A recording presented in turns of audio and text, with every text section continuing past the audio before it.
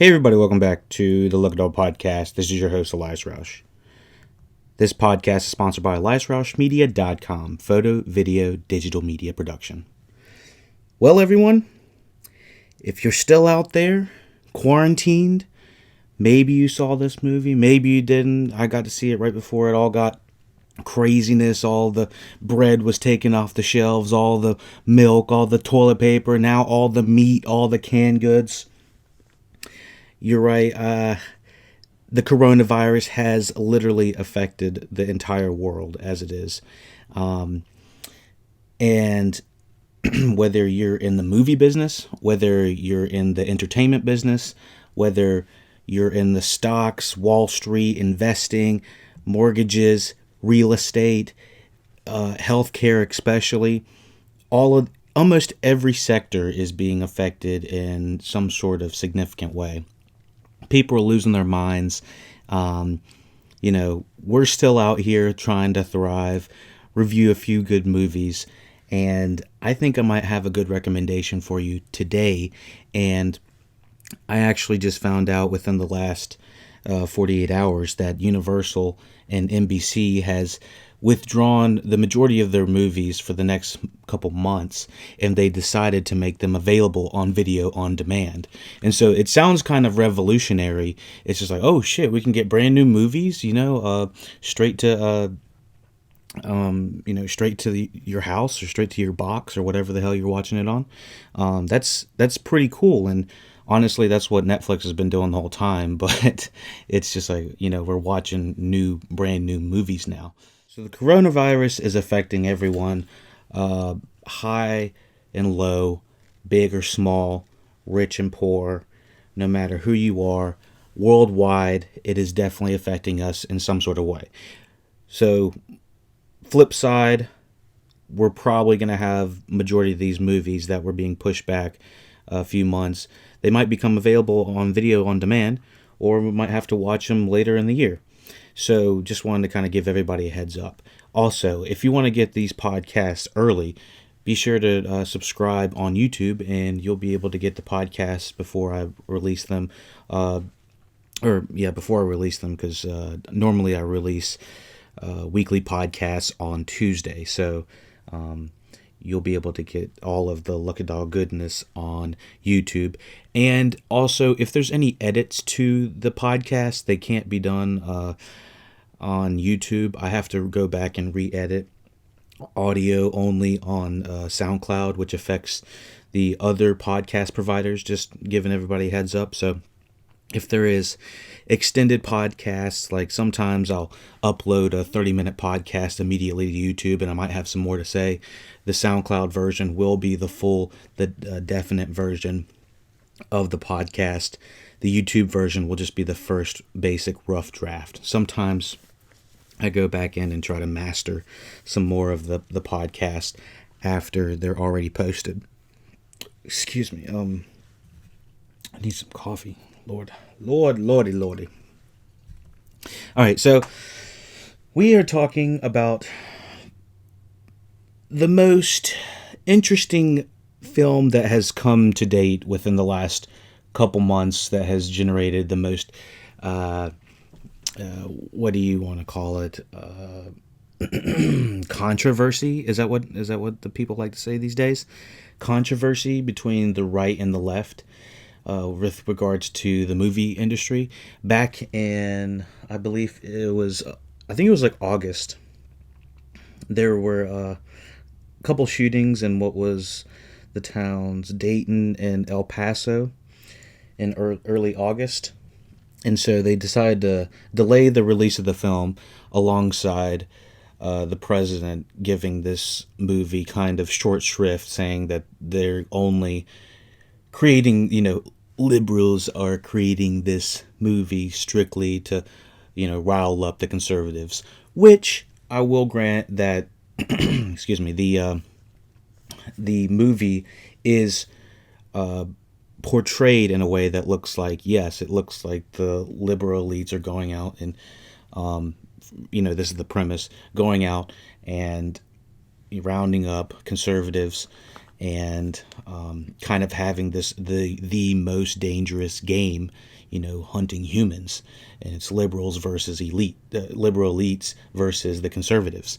And so with this movie, it, on the face of it and on the trailer of it, which I just saw after I watched it, yeah, it does look kind of quote unquote problematic, but not in a way that I would have said that, maybe we shouldn't release it. I almost guarantee you it was the president that was like, they don't need to be releasing these movies, bad guys, good guys, we don't need them, it's, that kind of thing. And so I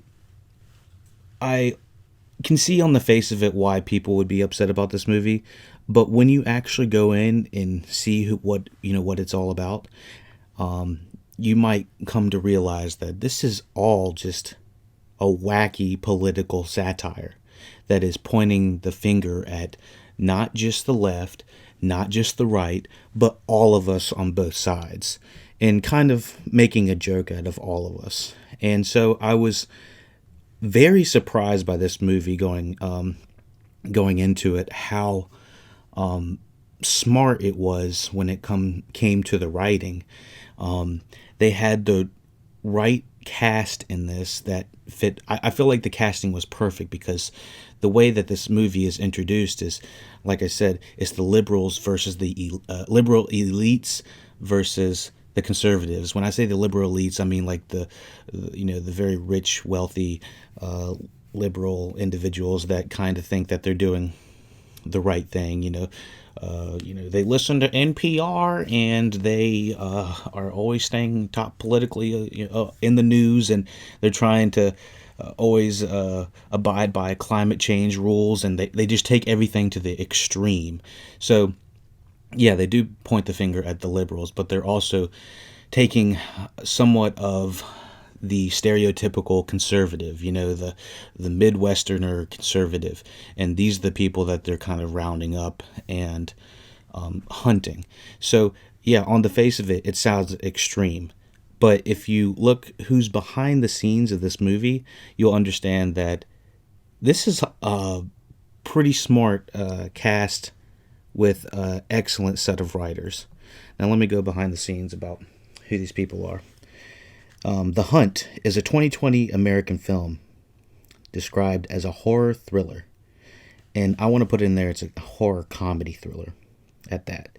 It's directed by Craig Zobel and co-written by Damon Lindelof. Anyone that knows Damon Lindelof, he's written some of my favorite television. Most recently, he just finished Watchmen. He is writer and creator in the Leftovers series. And he is also one of the co-creators of Lost. And, many people have a lot to say about Lost, but I have a lot of respect for someone that has that bold of an ambition and was able to give us some pretty damn good television for the first few seasons of it, regardless of how it ended. But The Leftovers is one of my top 5 television series of all time at this point, up there with Mr. Robot. It hits these emotional cores and values that I was not expecting. And so when I saw Damon Lindelof hop onto the Watchmen series, the Watchmen series was very well written and oddly smart for it being race relations intertwined with a mature superhero story. And it oddly worked, considering it was written by a white guy. So I'm sure he had a lot of consultants in there, people of color that helped him with Watchmen. But I've never heard Damon Lindelof's take on his political views, and I feel like this is exactly what it would be. It's hard to kind of explain, but he's got a very smart take on mortality with regards to Lost and The Leftovers, which kind of did a better way of resolving that mortality and life and death struggles. Watchmen was all about race, and so The Hunt is a kind of a way for Lindelof and Nick Cruz to kind of get the political views of who they are off the page and onto the screen. And so I find it just very interesting to look at all aspects of the writers. And the other writer was Nick Cruz, who I believe is helping him with this story as well. And I'm pulling up on IMDb real quick. Got an old ass iPad right here, so give me 2 seconds. It's like G. Let me see. Yeah, so Nick Cruz was the other writer on The Hunt, and let me see. I believe he's accompanied Damon Lindelof on other things, such as he was a producer on Maniac. He was also a producer on Watchmen, and a writer on Leftovers as well. Oh, he was a writer as well on Maniac. And I really like that. We actually did a pretty good roundup review of Maniac on Netflix. So, Craig Zobel, not too familiar with anything he's done, except I've heard good things about Compliance, 2012. Don't know who was on there. Ann Dowd, Dreama Walker, not really sure what it's about, but heard good things about it. This movie definitely makes me want to go back and check out some of his older work. But let's talk about some pros real quick. I kind of have run around the bush about what the pros and the cons of this movie are. But the pros, it's unexpectedly unpredictable. It's funny as hell and violent as shit. Holy hell. I was not expecting it to be this quote-unquote ridiculous, but I absolutely loved every aspect about everything I just said. The problems that come in the movie is occasionally it's a little bit politically overbearing. Some of the jokes don't work all the time, and what I mean by that is there's some jokes that are, imagine all these conservative, people running away from grenades and, shooting, people being shot in the back and just blown up and shit, just crazy stuff. Imagine one of the conservatives running and then a grenade being thrown next to him, and then the grenade doesn't go off, and then you hear a joke about the the grenade. They're like, oh shit, I forgot to pull the trigger. Oh shit. And so there's like this mix of action but also comedy in between that lets you know that what you're watching is ridiculous. Like there's times when people are just blown the fuck up and still talking, so it's just like ridiculous. It is ridiculous. I think that's what it's supposed to be. But the main character, who I don't really want to say who it is yet, I kind of want to leave that in the spoiler section, mostly because this is a awesome movie with regards of how it opens up. It allows you to, explore this world as if you're one of the people waking up in this, horrible nightmare, and you don't know who the main character is. It's one of the best parts about this movie. Very unpredictable. So,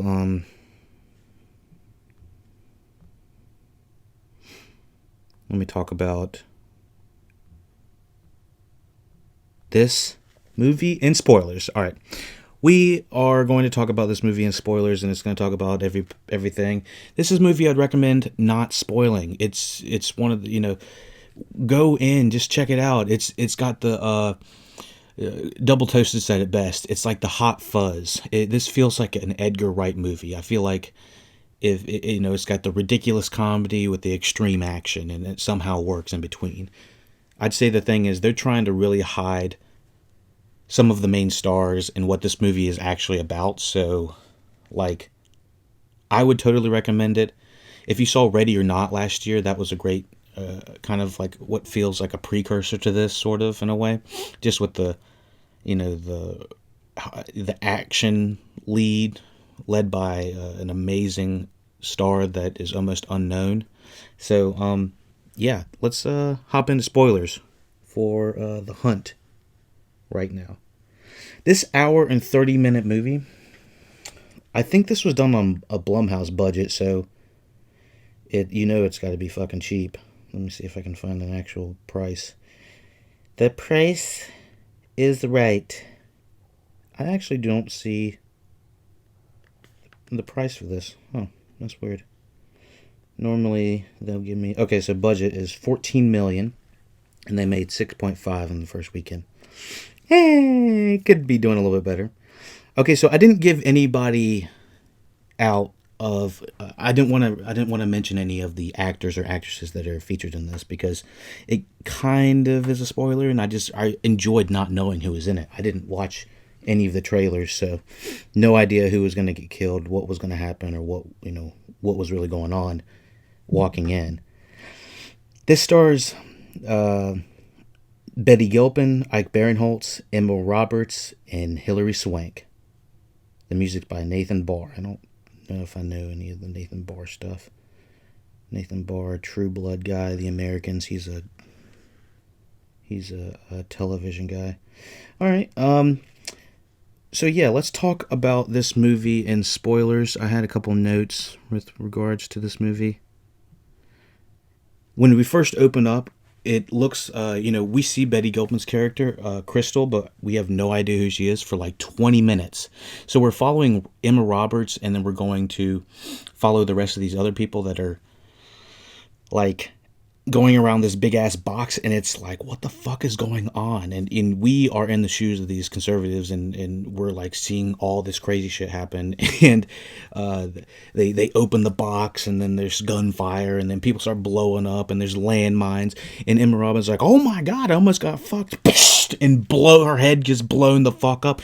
I was like, shit, like everyone in the theater like, shit. We're like, holy fuck. Just did not see that happening. So that was like the first kill. You're like, oh fuck, and then you're like, oh, I guess we're following this guy. And then in the trailers, apparently we see that the guy we're following for like 2 seconds after Emma Roberts gets blown the fuck up. So we should have known that he wasn't going to be there for too long. Going through this movie, the kills are unpredictable and gory and oddly funny. And there's just lines of like, what is this Avatar shit? Like when they're getting shot at with the arrows and whatnot. I was like, oh, fuck. And one thing I noticed is that it was very creative with the kills. It wasn't like they were just mowing down people with guns. It was like they were getting blown up by landmines. They were getting like arrows to the face that later people are dying from eating poison. The second round of victims in the gas station, I loved everything that happened at the gas station. Second round of victims were creatively taken out by a donut, a gas mask, and an old lady. These two old folks were really fucking funny. I was dying with all the rapport with everything that was happening there. It almost felt like a little Saturday Night Live sketch with everyone just the old folks that happened to be the terrorizers, and I knew you couldn't trust them. If you've seen the Book of Eli, you can't trust two old folks looking like that out in the middle of the woods looking like that. It was just too obvious. Couldn't trust them. But I was surprised that Ike Barinholtz is taken out just in that fashion. It's just like Game of Thrones level of you did not know who was going down. And then we had I think that guy was what was the Vanilla Ice? Yeah, that I forgot how that guy died. I think he might have got shot by something, or he was creatively taken out too. I know that Ike Barinholtz was shot by the double barrel. Let me see.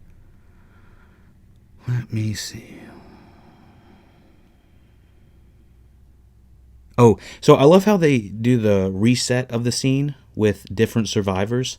So it's like after the second round of survivors that we're following, Ike Barinholtz and all those guys are taken out in the gas station. You see the old folks. They kind of have some hilarious rapport, talking about climate change, talking about 34 grams of sugar and whatever. You're gonna die. That's 34 grams of sugar. I don't know. But I loved how they were going in a reset mode, and we see them wash everything up, and then Betty Gilpin's character walks in, and let me see.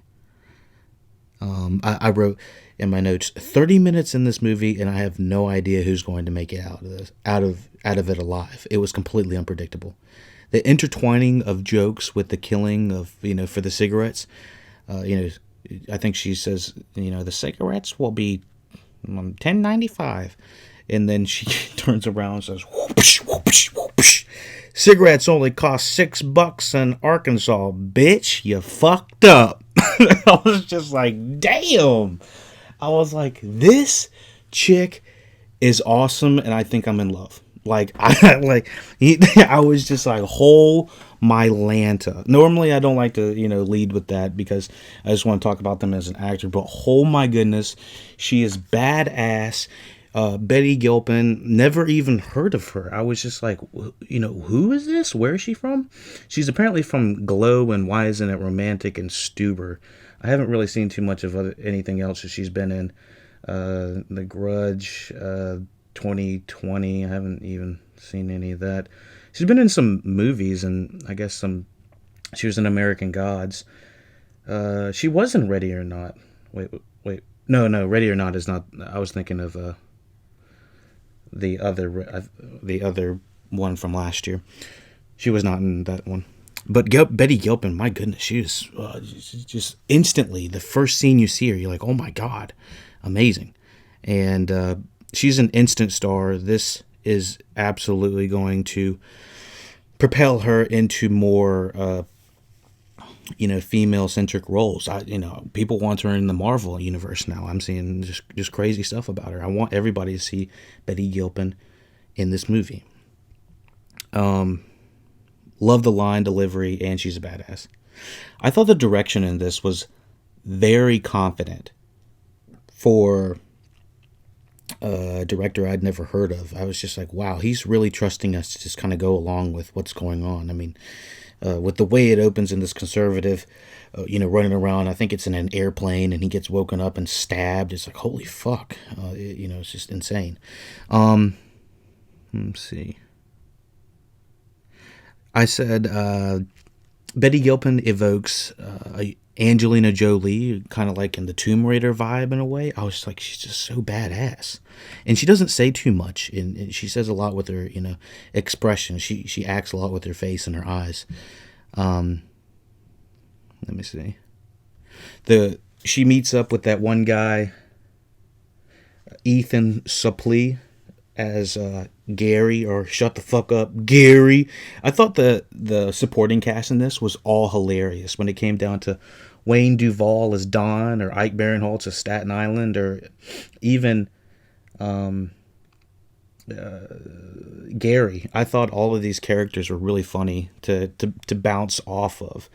And I think that one guy is from, is it Glenn Howerton? Is that the guy from It's Always Sunny? Yeah, he was pretty good. I'm not a big Always Sunny in Philadelphia guy yet. I mean, I haven't really watched too much of it, but he was a pretty legit bad guy. And Reed Birney as Pop, and Amy Madgun.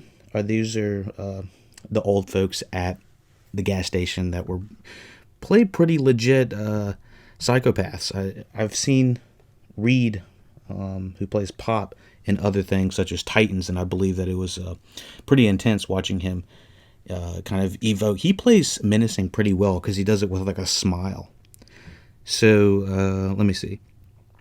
When Gary calls out the crisis actors on immigration on the train, I was dying laughing. So I was a little bit confused about how far out of the duplex they were going from the manor house. So the manor house was where everybody was taken and they were all dispersing from.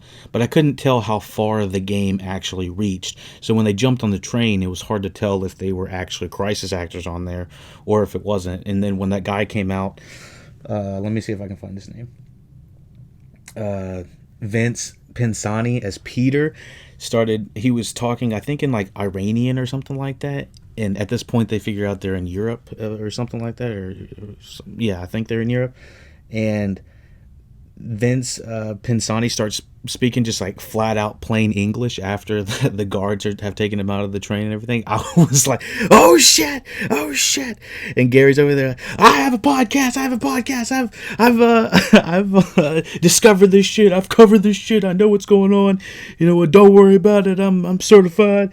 I was like, oh my god. I was just like, this is hilarious, because it sounds exactly what people would say. I don't, if I was a conservative guy taken in this situation, I'd be probably saying that too. I'd be, I got a podcast. I've studied this shit. I was fucking dying. It's almost fourth wall breaking in a way. And so I did write. It's still hard. It's hard to tell if they're still being hunted or not if they're in the game, which I think led to it only being $14 million. They used it on very specific sets, and the action was used kind of sparsely in a way that really worked for me personally. And she bucked up that FBI guy up. I was thinking that Betty Gilpin is like a cross between like Sandra Bullock and like Angelina Jolie, with kind of her emotion versus her physicality. I really enjoyed it. The Hilary Swank homage with the... well, first of all, we find out Athena, her character, she's fired. There's a whole big thing about everyone that's been captured is because Athena was fired for saying deplorables and that they want to round up and kill people, which they weren't actually doing until these people had, said that they were doing that or something like that. Like the podcast guy had, reported on it. Some of the other people that were conservatives had discussed it or talked about it in some sort of way, and so they had all kind of sort of exposed this group of elites, liberal elites, and so that was the interesting thing about it. Now, Betty Gilpin's character, Crystal, we find out in somewhat of a twist that, well, yeah, she's got army training and everything, which is why she's a badass. But also Crystal might possibly have been the wrong crystal that they took. Or they took the wrong crystal. Like there was another crystal that apparently gets mixed up with the, Betty Gilpin's crystal, and they get their mail switched up, and so they stole the wrong crystal. They kidnapped the wrong crystal. Now, what does that mean for us as the audience? I'm not really sure. What does the very ending mean with, that badass fight? Well, we do get a badass fight. What does it mean when they're calling her Snowball at the very end?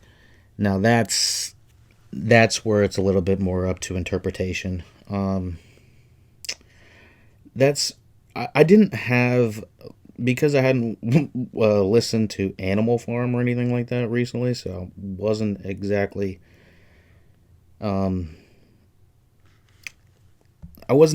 informed about what I should be saying about this. So there was two pigs. One was Orwell, one was Snowball. And I believe that they were calling Gilpin's character, Crystal, they were calling her, Hilary Swank called her Snowball or something because of the, the rebellion. The fact that she fought back. The fact that she won. I don't know. I still need to kind of go back, maybe do a rewatch. Let me know in the comments what you think about the pig interpretation. I think the marketing kind of fucked up for this. I think the only reason that people are going to go watch this is, at first, is, what's going on with the political satire of this, the nature of it all. And they're going to go in and figure out, this is a comedy. This is actually really funny. And it's weird that it's being, deemed as an action horror thriller, which I would barely call it a horror. It's like a horror. It's more of an action thriller comedy. So I don't know exactly what's going on with this. I'd say the marketing is kind of fucking up some of the things with it. Overall, I would say this is one of my favorite movies of the year. Like when it comes to originality and just it kind of being fresh. Even though I want to say the whole thing with her finding the bunny and Crystal's character, taking a shower and living her best life, and Athena's house, and taking her jet and going back home, I was like, it's a little bit much. I didn't need all that. Could have just ended right there. But it wasn't, upsetting or anything. It did not change my opinion of the movie. I think that Crystal is still an amazing character. I'd love to see an additional movie in this world. I mean, Blumhouse is slowly branching out some of these movies that could actually serve as, small universes if they wanted to. I would love to see Crystal, revived in another sense of these movies, and I don't know why people are disliking this movie. I don't see a detailed reason of why they are disliking this movie. I am seeing a lot of people like unimpressed, blah blah blah blah blah blah.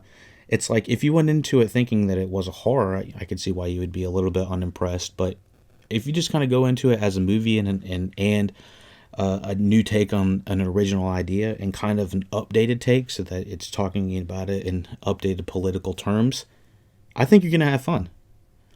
So I gave this movie an 8 out of 10, considering it's got basically a 50% on Rotten Tomatoes. And as of right now, it has a 6.5 on IMDb. And that's just surprising for me, honestly. I don't generally, stray that much higher than, the rest of the average of the people, but I really think people are missing out on this. And if this is available on Netflix, I think this would have been a perfect Netflix view. It would have been something to recommend to everybody that likes this kind of action comedy. So thank you for watching, listening, Lucky Dog Podcast. Let me know how we can improve the podcast. If you want to listen to this with different speeds, or if you want to do it without any long stretches of pauses or anything like that, check out the Lucky Dog Podcast on Overcast.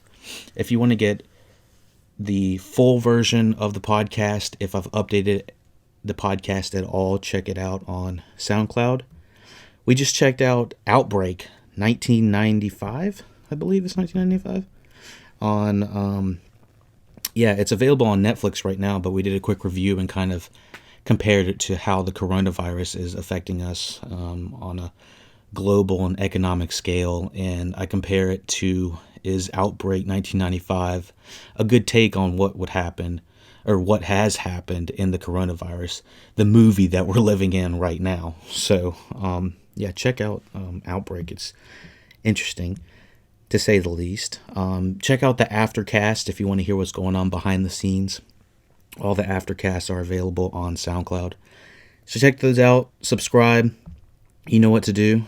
Lucky Dog Podcast. We're getting ready to review Westworld Season 3. So look for that coming down the tube. That'll be on YouTube and SoundCloud.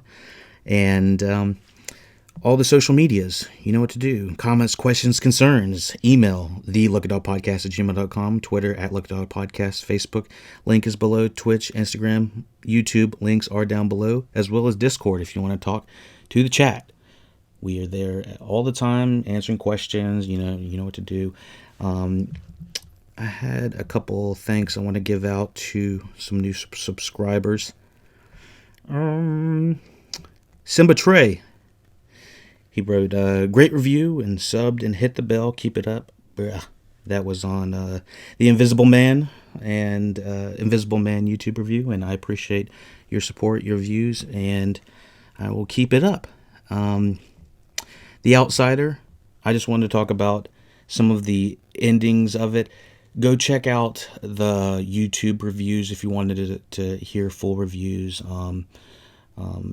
If you wanted to hear the full final review, it's on YouTube and SoundCloud. Memories of Murder, I know a little bit late to the party on it, 2003, but we did a pretty good roundup of that. So check out all of those. Look it up, podcast goodness. Thank you for listening, watching, whatever you're doing, for the Hunt 2020 movie review. Let me know what you thought about it, and questions, comments in the comment section. You already know. Take it easy.